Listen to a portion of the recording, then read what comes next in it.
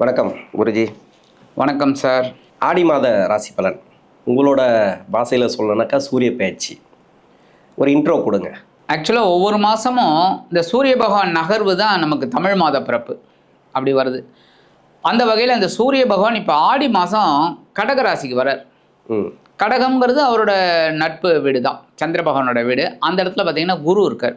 17ஆம் தேதி ஜூலை 17லேருந்து ஆகஸ்ட் 17 வரைக்கும் கிட்டத்தட்ட 32 நாட்கள். எனக்கு எப்போவுமே ஆடி மாதம் தட்சிணாயன புண்ணிய காலம் ஆரம்பம், அதில் கொஞ்சம் 32 நாள் வரும். அந்த வகையில் இந்த சூரிய பகவான் தட்சிணாயன புண்ணிய காலத்துக்குள்ளே வரார். அது ஆடி மாதம். இந்த ஆடி மாத பிறப்பில் பெரிய விசேஷம் என்ன அப்படின்னா, இந்த ஆடி அமாவாசை ரொம்ப விசேஷம்.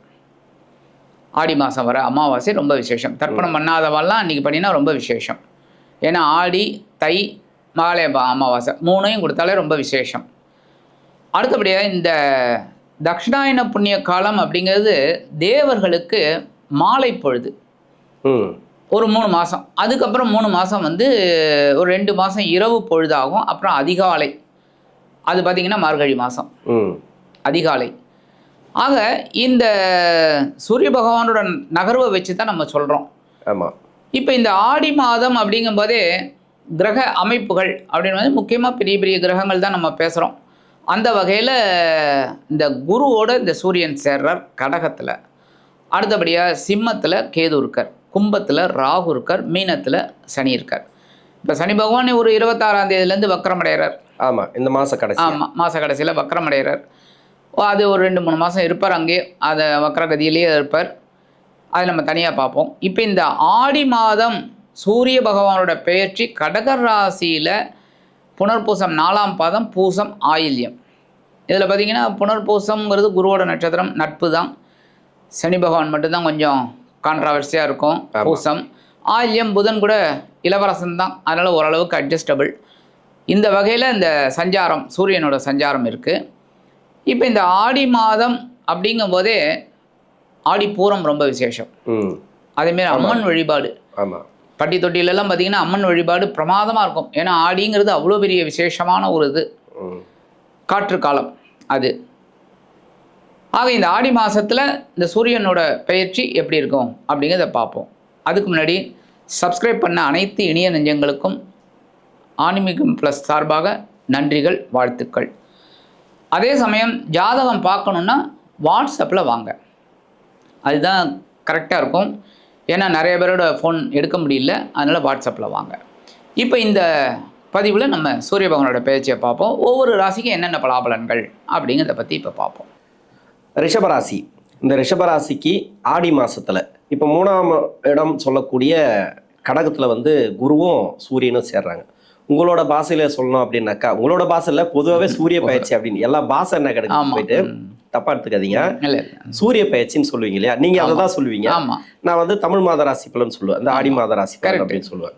அப்படிதான் ஒரு சில பேருக்கு புரியுது, இது என்ன பயிற்சின்னு புதுசா சொல்றாங்க அப்படின்ற மாதிரி குழப்பம் இருக்கிறதுனால நான் அப்படி கேட்கறேன். இப்போ குரு சூரியன் சேர்க்கை 3ஆம் இடத்துல இந்த ரிஷபராசிக்கு எப்படி இருக்கும்? இந்த ரிஷபராசினர்களுக்கு முயற்சிகள் வெற்றி அடையக்கூடிய ஒரு மாதம் அப்படி சொல்லலாம். ஏன் அப்படின்னா, இந்த ரிஷபராசினர்களுக்கு 3ஆவது இடத்துல குரு வந்ததுலேருந்தே கொஞ்சம் பிரச்சனைகள் ஓடிக்கிட்டு இருக்கு, உச்சம் வேறு. ஏன்னா இந்த குரு தான் 8-11 அதிபதி. கொஞ்சம் டென்ஷனையும் கொடுத்துன்னு இருக்கார். என்ன பண்ணுறது ஏது பண்ணுறதுன்னு தெரியாமல் முடிச்சுட்டு இருக்காங்க. இன்றைக்கி நம்ம போய்கிட்டு இருக்கோமா, ரைட், நாளைக்கு அப்படிங்கிறத பற்றி நினைக்க முடியல அவங்களால. ஏன்னா அந்தளவுக்கு ஒரு டென்ஷன். ஏன்னா அவங்க ஜென்மராசியை சனி பகவான் வேறு பார்த்துட்டு இருக்கார். ஸோ கொஞ்சம் லேசினஸ் இருக்குது, குழப்பம் இருக்குது, உடல் ஆரோக்கியத்தில் கொஞ்சம் குறைபாடுகள் இந்த மாதிரிலாம் இருக்குது. அதே சமயம் இந்த சூரியன் இதுவரைக்கும் 2ஆம் இடத்துல இருந்தவர் இப்போ 3ஆம் இடத்துக்கு வரார். 3ஆம் இடம்ங்கும்போது சூரியனுக்கு அது சூப்பர். ஏன்னா உபஜயஸ்தானம் 3, 6, 10, 11 சூப்பர். அப்போ இந்த சூரியன் 3ஆம் இடத்துக்கு வர்றது ரொம்ப விசேஷம். உச்ச குருவோட சேர்றார். இப்போ இந்த சூரியனோட பவர் தான் ஜாஸ்தியாக இருக்கும். ஏன்னா எப்போவுமே உங்களுக்கு தெரியும், சூரியன் எந்த கிரகத்தோடு சேர்ந்தாலும், இப்போ புதனோட சேர்ந்தால் புதனோட அஸ்தங்கம் ஆகிடும். ஆனால் புதனோட வேலையை சூரியன் செய்ய ஆரம்பிச்சிடுவார். ஆமாம். அதே மாதிரி ஒவ்வொன்றும் பார்த்திங்கன்னா அதே தான். அப்போ இந்த சூரியன் குருவோட சேரும்போது குருவோட பவரை விட சூரியனோட பவர் அங்கே ஜாஸ்தியாக இருக்கும். நல்லது.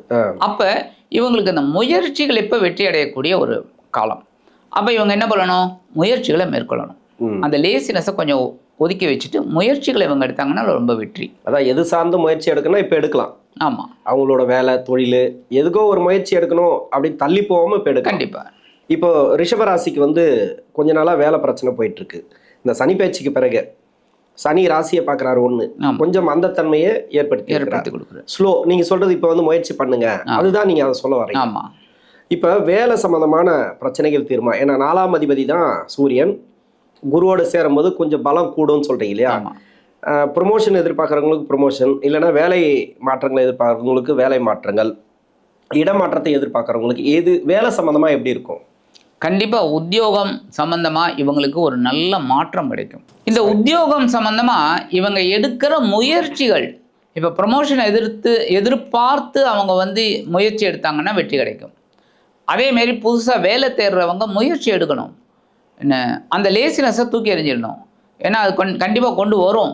ஏன்னா சனி பகவான் வந்து அந்த மாதிரி தான் கொண்டு வருவார். ஏன் அப்படின்னா இந்த சனி பகவான் தான் இவங்களுக்கு தர்ம கர்மாதிபதி.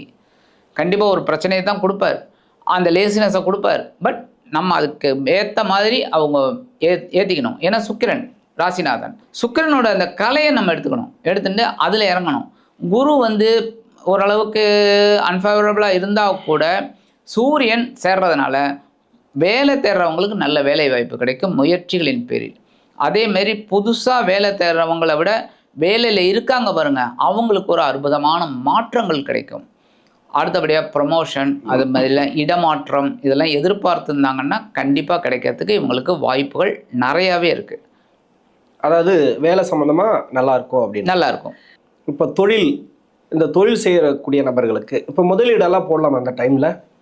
ரிஷபராசி நேயர்கள் இப்போ முதலீடு போடணும் அப்படின்னா கொஞ்சம் யோசித்து பண்ணுறது தான் நல்லது என்ன கேட்டால். ஏன் அப்படின்னா இப்போ இவங்களுக்கு வந்து ராகு கேது கொஞ்சம் ஃபேவரபுளாக இருக்காங்க. 4, 10 பரவாயில்ல ஓரளவுக்கு. 11ல் சனி இருந்தால் கூட சனி ஜென்மராசியை பார்க்குறதுனால தான் இவங்களுக்கு ஒரு பிரச்சனையே. மற்றபடி பெரிய அளவில் போட்டு பண்ணுறத விட இவங்க அப்படியே ஆஸ் சச் என்ன போயிட்டு இருக்கோ அதை கரெக்டாக அவங்க பார்த்தாலே போகிறோம். அந்த லேசினஸ் எடுத்துகிட்டு கரெக்டாக பார்த்தாலே இவங்களுக்கு பிஸ்னஸ் நல்லா வரும். இப்போ சூரியன் வேறு கண்டிப்பாக ஒரு 3வது இடத்துக்கு வர்றது ரொம்ப விசேஷம். ஸோ தொழில் வியாபாரத்தில் இருக்கிறவங்க ஓரளவுக்கு சின்ன முதலீடை போட்டு அவங்க பண்ணலாம். ரிஷபராசிக்கு வந்து கடன் தொல்லை அதிகமாக இருக்குது சார், தொழிலையும் பிரச்சனை.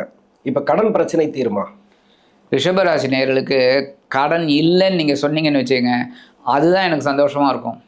என்ன, கடன் கண்டிப்பாக இருக்குங்க ரிஷபராசி நேயர்களுக்கு. ஆனால் அதே சமயம் இந்த கடனை வாங்காமல் இருக்காங்க பாருங்க, அது சில பேர் இருக்காங்க ரிஷபராசி நேயர்கள். ஏன்னா அவங்க கஞ்சம்னு பேர் எடுத்தால் கூட செலவுகள் விஷயத்தில் கரெக்டாக இருப்பாங்க. அவங்களுக்கு கடனே இருக்காது, அவங்களாம் பாக்கியவான்கள் என்ன. ஆனால் கண்டிப்பாக கடன் இருக்கிறதுக்கு அவங்களுக்கு இருக்கிறத விட இருக்கும்னு சொல்லலாம். ஏன் அப்படின்னா அந்த சுக்கிர பகவான் தான் ராசிநாதன், 6ஆம் இடத்து அதிபதியும் அவர் தான். ஸோ பகைமையை ஏற்படுத்தி கொடுக்குறவரும் அவர் தான், சந்தோஷத்தை கொடுக்குறவரும் அவர் தான், கடனை கொடுக்குறவரும் அவர் தான், வியாதியை கொடுக்குறவரும் அவர் தான், எல்லாமே. ஆனால் எல்லாத்தையும் மீறி ஒரு சந்தோஷத்தை கொடுக்குறவரும் அவர் தான். ஆமாம், 4ஆம் இடத்துல இருக்கார் இப்போ. ஆமாம். இப்போ இந்த சுக்கிரன் இருக்கிற இடத்த பொறுத்து இப்போ வந்து இடம் சம்மந்தமான பிரச்சனை, ஒரு சில பேருக்கு வந்து இடம் வாங்கணும் முயற்சி பண்ணிட்டு இருப்பாங்க. ஆடி மாதத்தில் அதெல்லாம் நடக்குமா? இந்த ஆடி மாதத்தில் சில பேர் வந்து அமாவாசைக்கு அப்புறம் பண்ணுவாங்க இந்த ரெஜிஸ்ட்ரேஷன். அதெல்லாம் தாராளமாக அவங்களுக்கு ஒரு நல்ல சான்ஸ் கிடைக்கும். ஏன்னா ராசிநாதன் 4ஆம் இடத்துல இருக்கார். ஏன்னா அதே சமயம் பார்த்திங்கன்னா சனி பகவானும் 11ஆம் இடத்துல இருக்கார், 10ஆம் இடத்துல ராகு இருக்கிறது விசேஷமான ஒரு அம்சம்தான். அப்போ 4ஆம் இடம் என்று சொல்லக்கூடிய சொத்து சுகம் கிடைக்கிறதுக்கு வாய்ப்பு இருக்குது. ரொம்ப நாளும் முயன்றுக்கிட்டு இருக்காங்க வீடு ரிஜிஸ்டர் பண்ணணும் வாங்கணும் அப்படின்னு, அவங்களுக்குலாம் சக்ஸஸ் ஆகும்.